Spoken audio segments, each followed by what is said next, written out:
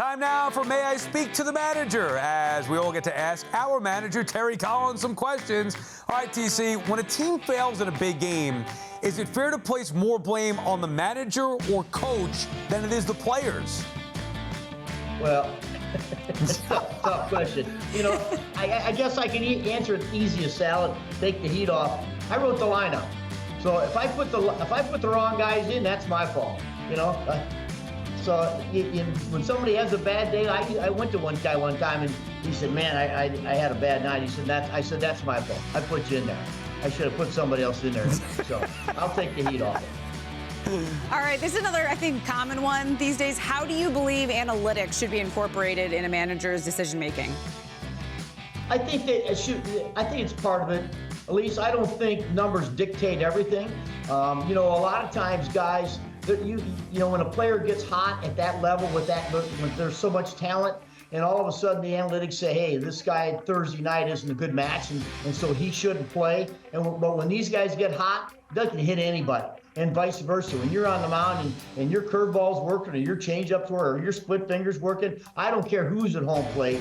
You know, so I think a lot of times it's got to be the gut of the manager and the personality of the player involved.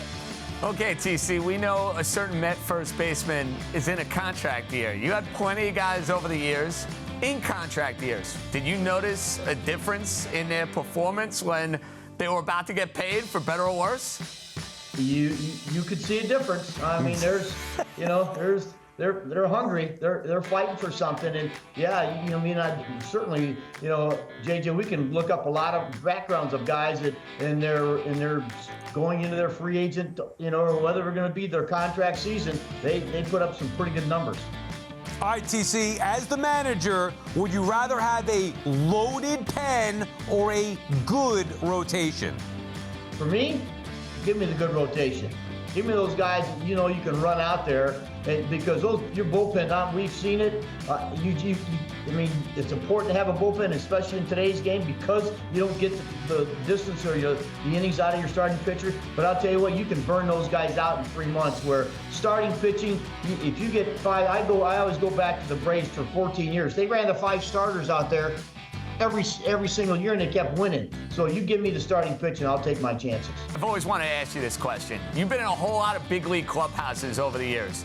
Was the clubhouse post Chase Utley, Ruben Tejada in the NLDS the angriest clubhouse you've ever experienced? Without a question. Without a question. Yeah, I mean, you know, we all knew Chase was an intense player, and you know, and I know he had guys on the team that knew him very, very well. But I will tell you what, I have not seen as many disgusted players in my life as when that game ended in LA.